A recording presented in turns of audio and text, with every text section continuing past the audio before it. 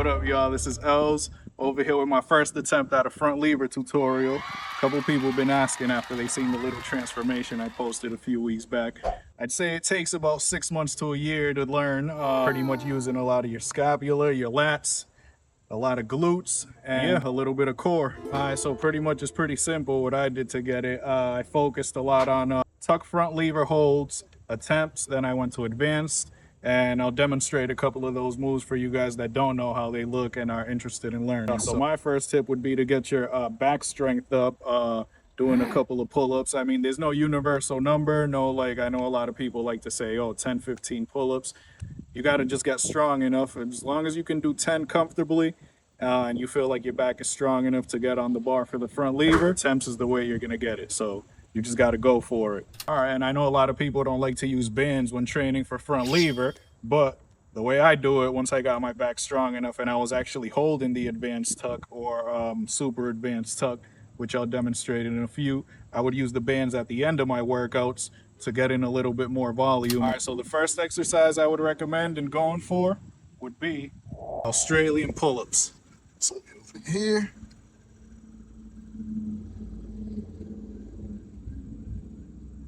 So I would start off with the Australian pull-ups to get your back strength up. Once you can rep out 10 sets at a time, you should be good to go over to trying to get your legs off the ground, which will be in a tuck front lever. Tuck front lever would look like this.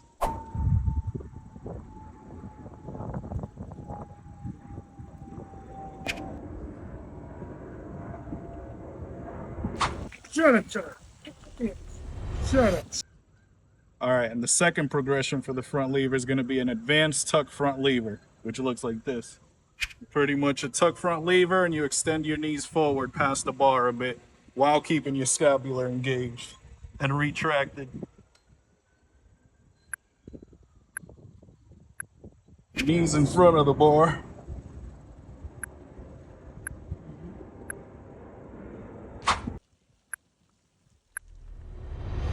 All right, so the next progression on my front lever training would be super advanced tuck front lever. I didn't really go into a straddle. I just kept extending my knees until I almost got into a half lay position. You're almost parallel to the ground with your knees extended fully past the bar.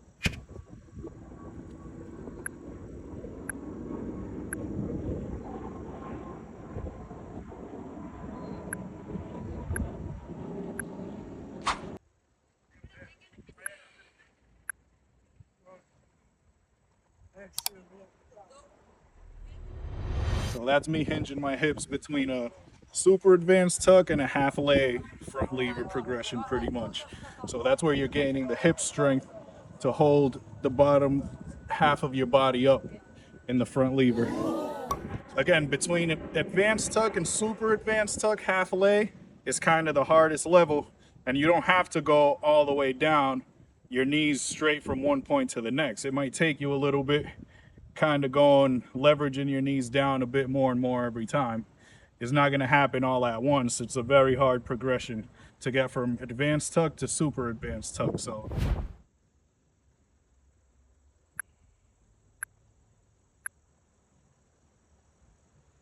all right, the next progression in my front lever program would be one leg advanced tuck front lever, I guess. I'll show how that looks right now.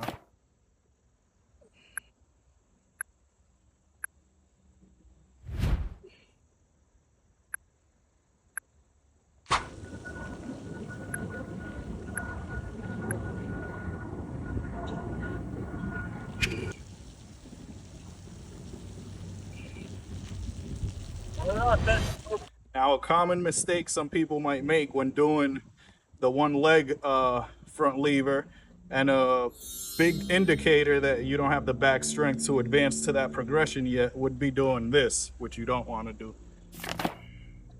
See how my knee is behind the bar? No, you want this. So you want your knee in front of, as if you're in an advanced tuck, not in a tuck with your leg extended, because it doesn't transfer well with your hips if you're like this. Again, keeping your hips fully extended. You don't want to be here with it. where this closes, you want to be here with it, and your other leg fully straight. So keep that in mind, guys. All right, and if you're still here with us, finally we get to the full front lever, what everyone's here to see. Again, you want to be horizontal 90 degrees to the ground. You don't want to be like this. Don't fucking demonetize me, YouTube. You don't want to be like this, and you don't want to be too like this. You want to be like this, parallel to the ground.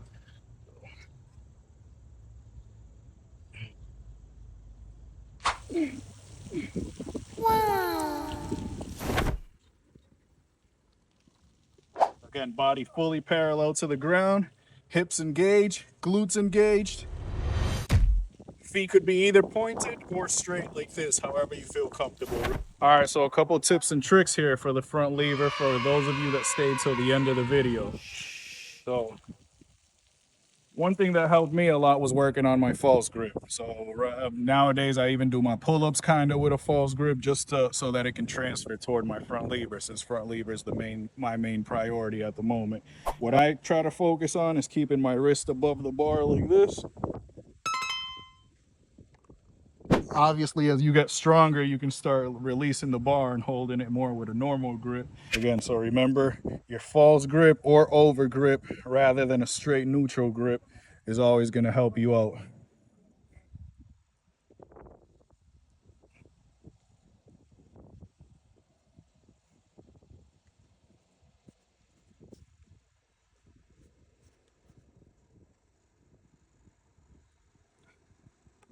Holding the false grip and thinking of bending the bar inward is also going to help you engage that scapular retraction and pull it back this way. Another thing I see a lot of people making the mistake of protracting in a front lever, which is completely wrong and can get you hurt. Could get you your neck hurt, neck strains, back strains, all type of bad injuries. The main thing holding your body up in a front lever is your scapular retraction. So you want to be here, not here. So I'm not hanging on the bar like this. I'm not like this, because that's going to give you the banana shape of your feet being upward. You want to be here, here. See the difference between this and this? This is what you're being held up by, anchored by this lever here. The second lever is this. You're here like this, squeezing your glutes. Pause.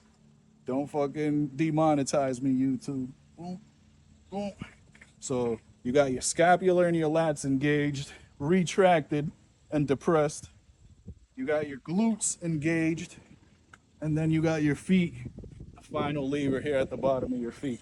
So, all right, and now a couple more tips that help me get through the progressions a bit quickly. I mean, it's no secret. Like I said, I'm not reinventing the wheel here. I just took what some of the people that are better than me and greater than me did and applied it to my workouts, and it worked. So pretty much I focused a lot on advanced tuck front lever pull-ups, which is from the advanced tuck. Once you can hold it for like 8 to 10 seconds, your goal is to start adding dynamic exercise to strengthen that hold further. So the static hold comes first, the dynamics come after to strengthen that static hold. So advanced tuck front lever pull-ups look kind of like this. Advanced tuck, and you want to pull to your waist, pull to your waist, pull to your waist, pull to your waist. So I'm not here like this.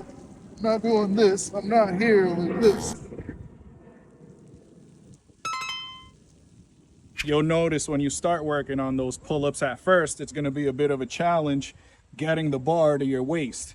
Again, we're pulling to our waist from the advanced tuck front lever. Not pulling to your chest like this. You're pulling like this here. So it's more of a rowing movement. At first, it's not going to be easy. It's going to take you a little bit to get it to hit your waist, but keep working on it and you'll for surely see progress. Also, the more pull-ups you do, you want to start adding isometric holds at the top. The closer you get to the bar, you want to have a slow negative on the way down in those advanced front lever pull-ups. So At first, it's gonna look like this, kind of fast, but your goal is here.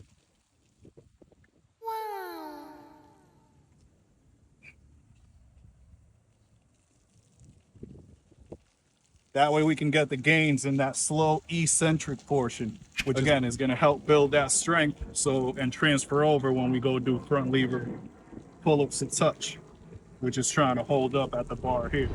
All right, the next exercise that helped me immensely in my front lever progress was the front lever press in whatever progression you're in. So once you're at advanced tuck, if you can start doing presses from an advanced tuck, it's gonna help immensely with that lever strength here. I'll show you how that looks now.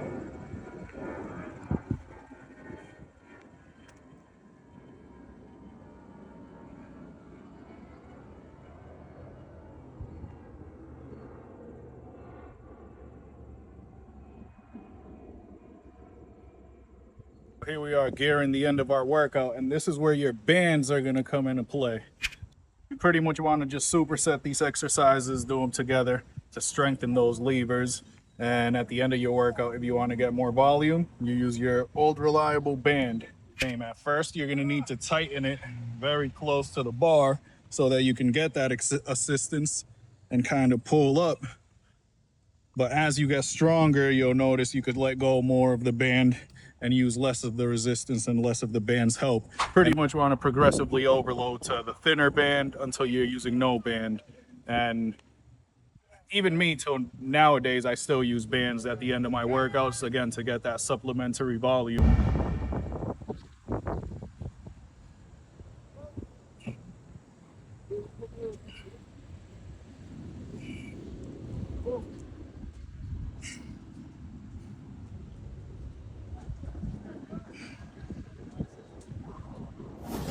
Again, so your bands are really going to help you get those extra reps in and kind of work more on your technique while working on your strength at the same time. So you can really focus on engaging your glutes here. You can really focus on squeezing the bar really tightly because the band is taking that extra pressure off you. All right, and last exercise I incorporate into my personal front lever program would be isometric holds, trying to get as close to the bar as you can from the progression you're currently in. So if you're at an advanced tuck progression, this is what that's gonna look like.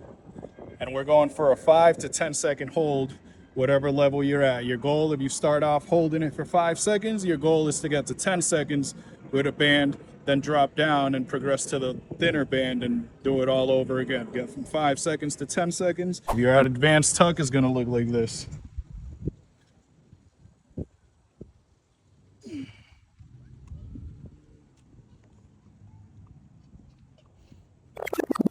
Eventually, you'll be able to get to the advanced tuck with no bands and progress your way from there through the progression. Super advanced tuck with the band, then without the band, then half lay, advanced tuck push, pull with the band, then without the band, so on and so forth.